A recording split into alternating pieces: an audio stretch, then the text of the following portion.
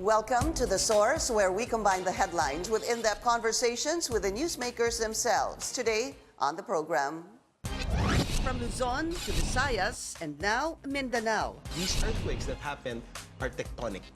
They're not volcanic. Strong earthquakes rock different parts of the country. We are looking into it kung ano yung ibig sabihin nitong maraming events na nangyari. Whether they are connected, we still cannot say. Damaging infrastructure, leaving at least 16 people dead. 5:10 hanggang 5:11, ayun na, todong lumindol na. Doon ko na narinig na ito na yata ang katapusan ng buhay ko. The series of quakes trigger the question, are current structures earthquake ready? As an engineer, we've always been expecting earthquakes. So we are designing structures so that these structures will be able to carry all those earthquakes. Yeah. And are these tremors connected? Pampanga Governor Lilia Pineda and Phivolcs Director Renato Solidum join us in the program.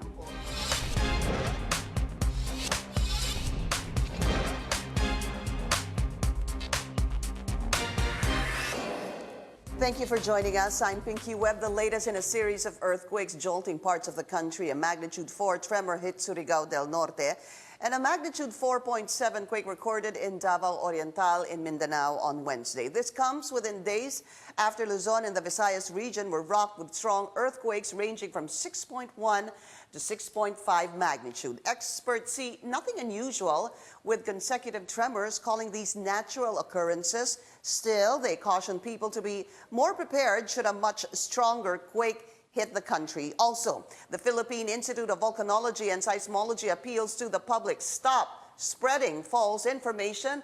Amid these strong quakes, the agency is also monitoring reports of unusual activity surrounding Mount Pinatubo.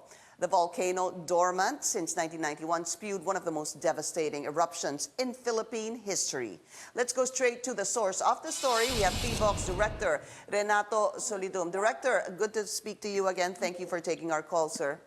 Yes, good morning, Pinky. Sir, Luzon, Visayas, and Mindanao rocked by earthquakes Monday, Tuesday, Wednesday. It really begs the question, and people continue to ask, are these connected? These are not connected.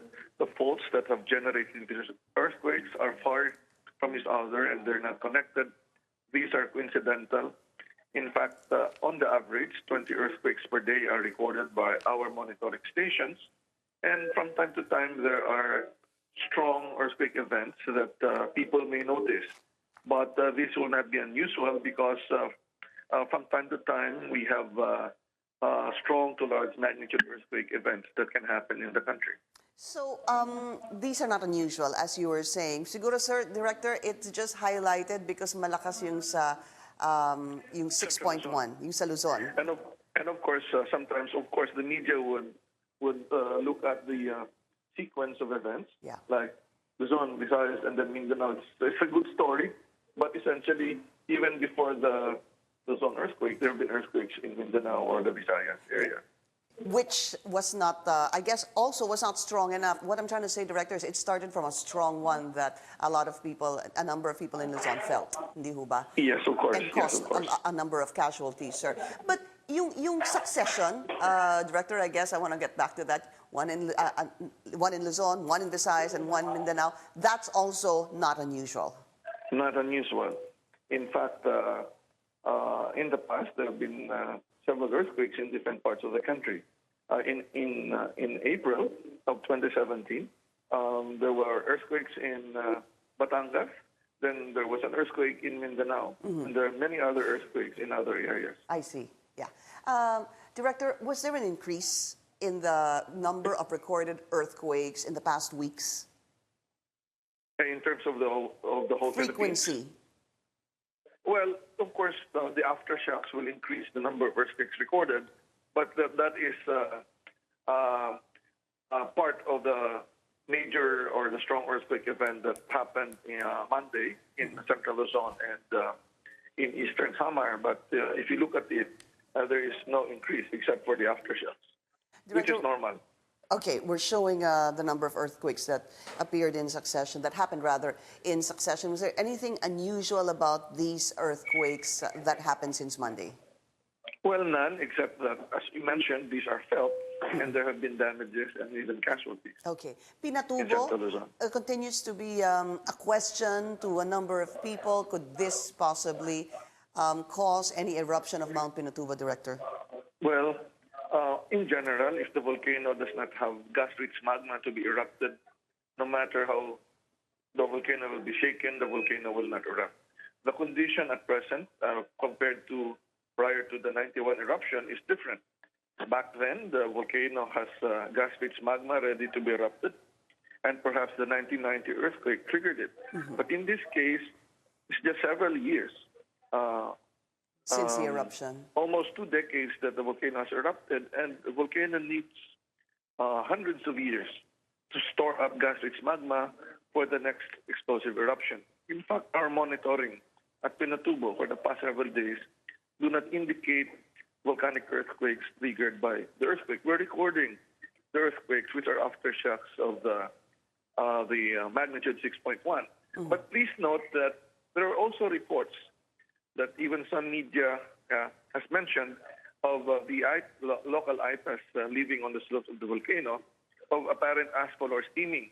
But let us make sure that people understand that this is not really steaming or asphalt, but essentially dust of ash that would be wafted up on the air by landslides or rockfalls due to the earthquake events. In fact, our DOST Phivolcs staff were at the Pinatubo crater during the actual earthquake event, and some of our quick response team members visited Porac at the site where the alleged steaming was observed, and we confirmed that it was simply dust because of rolling rock fragments or landslides. Yeah, because of the earthquake. It's not because of the volcano.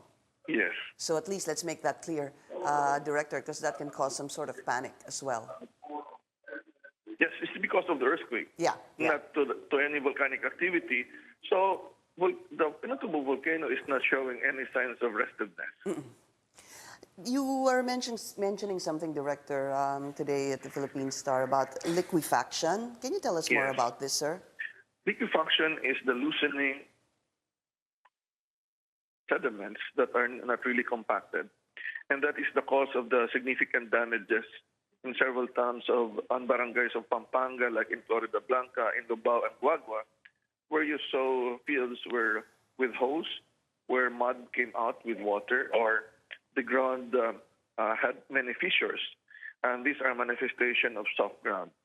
In Manila, as part of our earthquake hazard mapping, we have been showing which areas will be affected by the ground rupture, where the fault is, by liquefaction. When there is a strong shaking, the ground can be soft.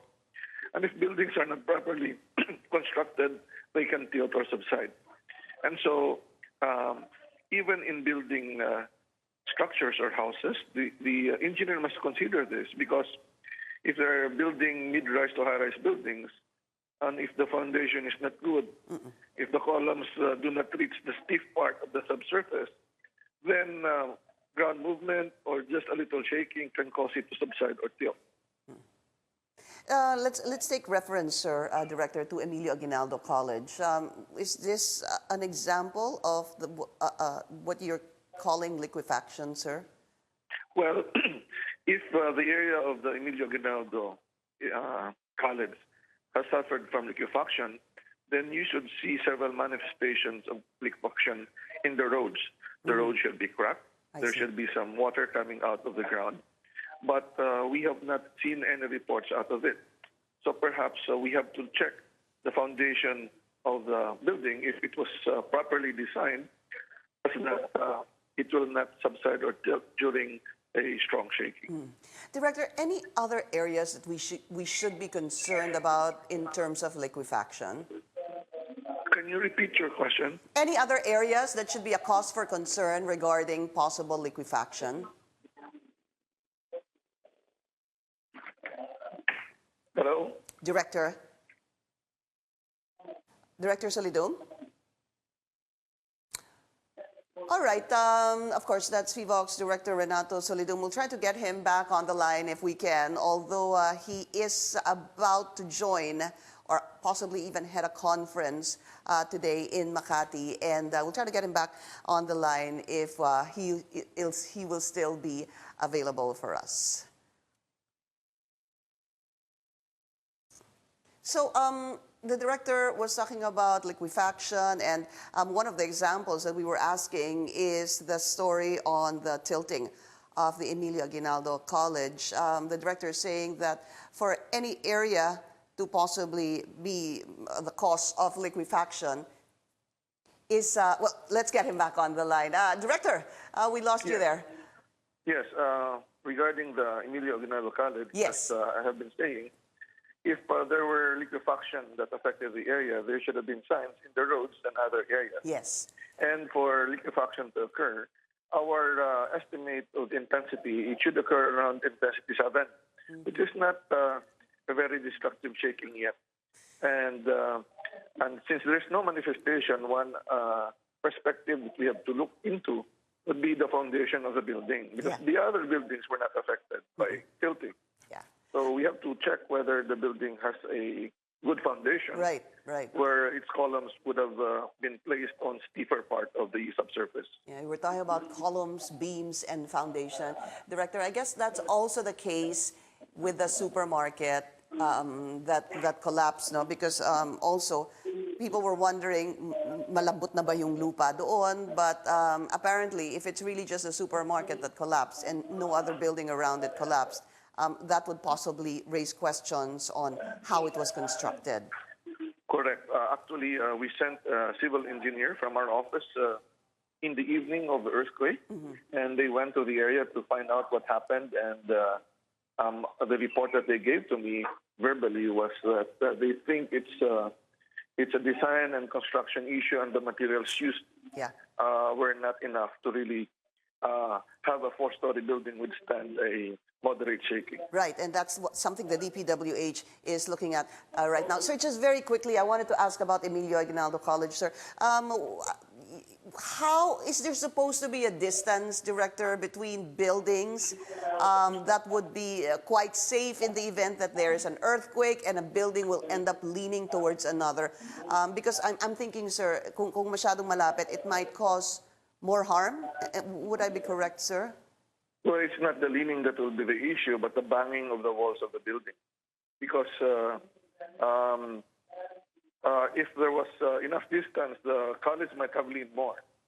But there is a gap that should be observed. Yes. But it depends on the period of the building. Some building would sway more, so therefore the building should not touch the other building. So the issue is if there is an existing building, the other building should consider how their their building to be constructed would found or would affect the other building, because the other building is already constructed. What is the distance, though? Is there anything in the, I don't know, sir, the building code that would say that there has to be a distance observed from one building to another? The DPW says there is, but I don't know the specifics. Okay. Just moving forward, I know you're about to enter a conference, sir. What should we look into in terms of reviewing structures after these earthquakes? Well, first of all, we already have preliminary studies that indeed, if there's a big earthquake that will affect different places in the Philippines, certain percentage of residential buildings and structures will be affected by intensity 8 shaking. So what we need to do is have an audit of all buildings, government and private. Although government buildings in Manila, in Metro Manila, have been inspected by Public Works and continuing to be inspected. The main issue now would be the private buildings, and this should be the work of the local government building officials. But then it would be good to have a volunteer group from civil engineering professions and also the universities to help the local government assess not only the buildings but the houses all around Metro Manila. Thank you, sir. Director Renato Solidum, maraming salamat po sa inyo. We'll be taking a short break. This is The Source on CNN Philippines. We'll be right back. You're watching The Source on CNN Philippines. Hopes dim as search for quake survivors continue in Porac, Pampanga. Aftershocks are also hampering the rescue efforts days after a magnitude 6.1 quake struck parts of Luzon. Officials, meanwhile, have decided to conduct initial clearing operation. Carolyn Bonkin has the latest from Porac Town. This video was taken from the 4th floor of Luzon Supermarket before 11 p.m. on Tuesday, almost 30 hours after it collapsed. In the middle of bended beams, broken walls and ceilings, rescuers in protective equipment are seen cutting the concrete floor of what used to be a stockroom and dormitory for supermarket employees. Rescuers were creating manholes to give them access below. This was where the search dogs sat on Tuesday afternoon, a signal they detect signs of life. But a rescuer says by midnight, they were no longer hearing noise or any indication someone was still alive behind the piles of concrete slabs. By 2:30 a.m., the operations were suspended when rescuers felt the ground shaking following the 4.5 magnitude earthquake in Zambales. 2 more aftershocks were felt at 3:30 and 9 a.m. This video taken from the locker room shows the narrow spaces under the debris rescuers have to go through in their search. Nag-iingat din tayo para sa safety ng ating mga responders at rescuers. Baka hindi stable yung ilalim eh. Delikado kasi yung itsura nga na it was totally collapsed and then of that aftershock. So hindi mo alam kung kailan mag-aftershock. A checker in the supermarket, Jenny Garcia was among 9 people who were saved.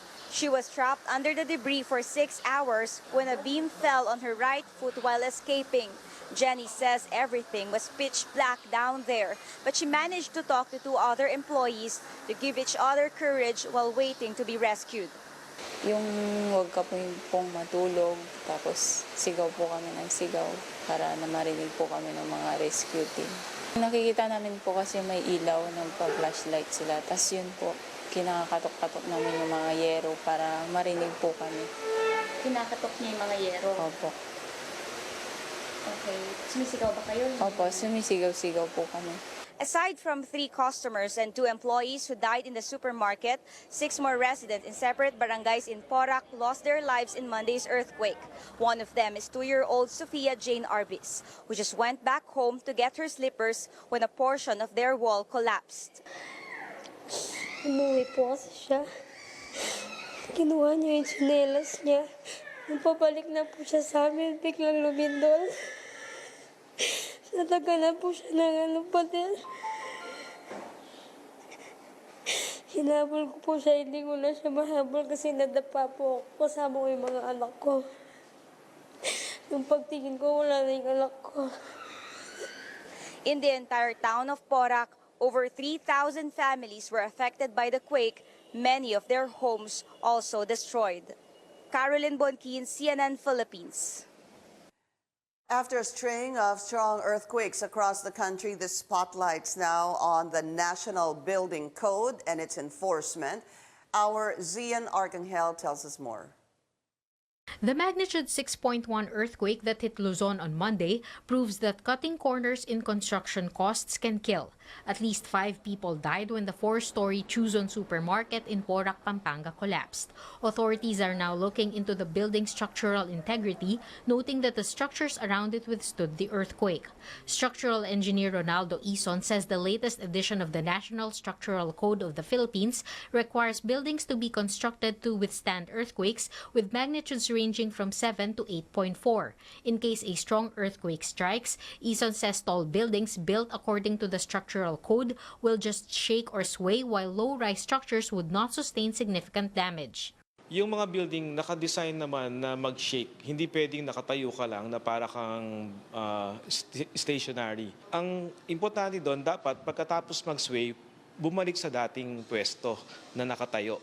Based on experience, Ison says local governments in Metro Manila are strict in ensuring compliance with the structural code. But he says it's another story outside the capital, as some provincial governments are lax when it comes to inspecting buildings and other structures. Mga experience namin sa Bohol earthquake, sa Negros Oriental earthquake na nangyari noong nakaraan, marami kami nakikita ng mga maliliit na structures na hindi nagko-comply sa building code or sa structural code. So baka nagkakaroon ng konting laxity doon sa pag-check. As a precaution against the so-called big one, the city government of Makati no longer allows new structures to be built in areas where the West Valley Fault passes through. The barangays of East and West Rembo, Rizal, Comembo, and Pembo are identified as high-risk areas in case a magnitude 7.2 earthquake happens.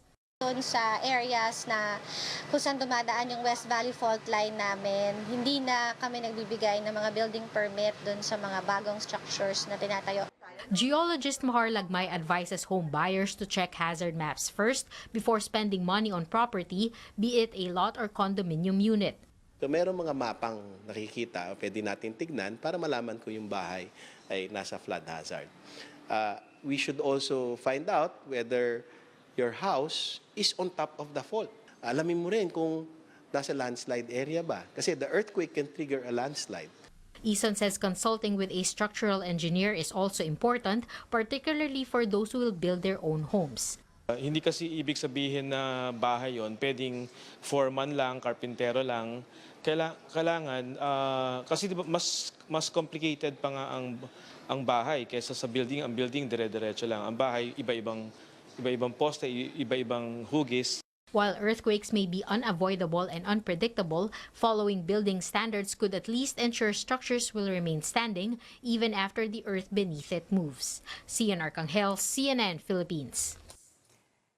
In Pampanga, operations resume at the Clark International Airport after sustaining damage from Monday's earthquake. Airport authorities are investigating the contractor who allegedly used substandard materials in the airport construction. On Tuesday, Transport Secretary Art Tugade said he has ordered the release of a 30 million peso emergency appropriation for the airport repairs. Let's speak now to Clark International Airport President Jaime Melo to get the latest. Mr. Melo, welcome to the show. Thanks for taking our call, sir. Good morning, Ms. Pinky. Good morning also to all the listeners. Can you tell us the situation right now in the airport since it's back to operations yesterday at 4 p.m.? Opo, as of now, the airport is full. We are operating at 100%, so no scheduled cancellations from the airlines. So puno po ang airport ngayon, and we're processing them very well. No untoward incidents or no serious delays. And while that is happening, sir, the repairs are ongoing? The repairs are already done, although it's a temporary repair. The final repairs, we will have to look for the best contractor to provide for the government. There were some complaints, Mr. Melo, some of the passengers even crying because they were saying that they can't get to where they're supposed to be going, for even overseas Filipino workers, and some even saying that they're forced to stay in hotels somewhere in Pampanga and they can't seem to afford that. What kind of assistance has or is being given to these passengers? Yes, aside from the usual airline assistance, the usual airline accommodations which are accorded to their passengers, we, as the airport authority, we also extended some assistance. Like, for example, we got the training hall of Clark Development Center. We used it as a staging area or a place where they can rest and stay. At least it's aircon and there are tables, chairs, and tables.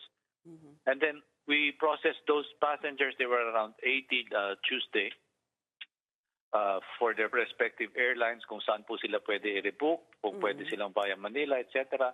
And then we were left with like 5 passengers who couldn't afford any hotel and who couldn't find any place to stay. We took them in our guest house of CDC po. So, yun po.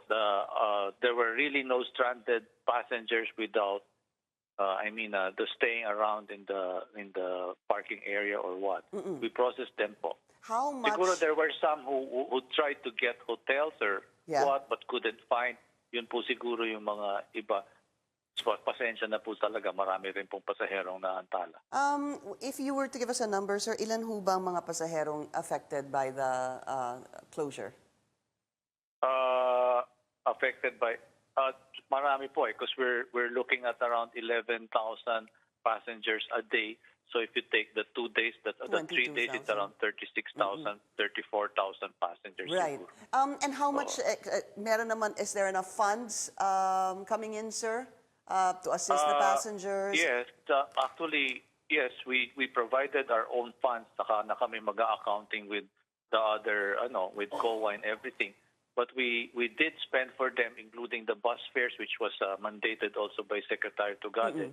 Even the bus fares of the passengers who went on the regular bus, we were willing and we provided for their funds for the regular bus to Manila or Quezon City, wherever they would want to go.